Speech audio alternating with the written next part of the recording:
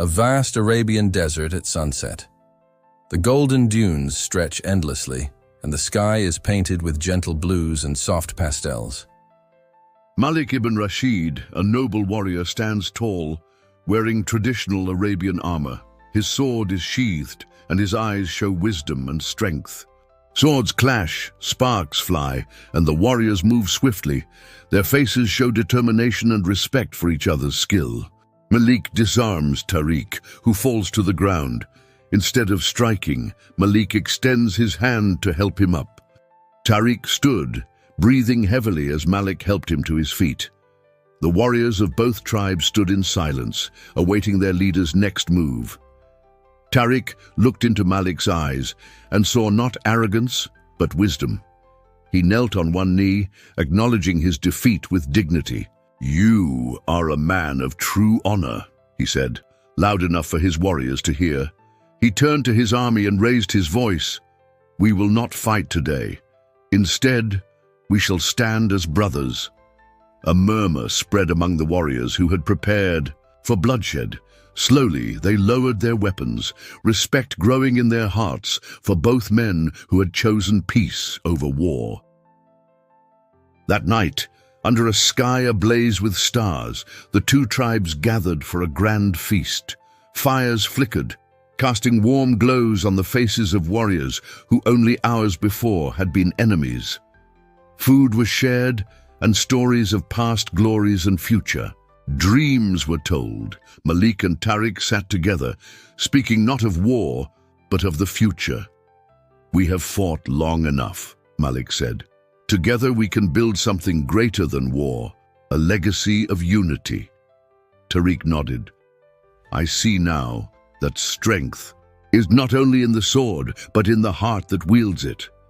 To seal their newfound brotherhood, the two leaders performed an ancient Arabian ritual, cutting their palms and pressing them together, letting their blood mix. "From this day forward, our tribes are one," Malik declared, as both warriors. Blood dripped onto the desert sands, marking the birth of an unbreakable alliance. The warriors around them cheered, their voices carrying through the desert night. The unity of the two tribes would be remembered for generations, a tale of wisdom, an honor passed down from father to son. With dawn's first light, Malik and Tariq rode together to the borders of their lands, their warriors following.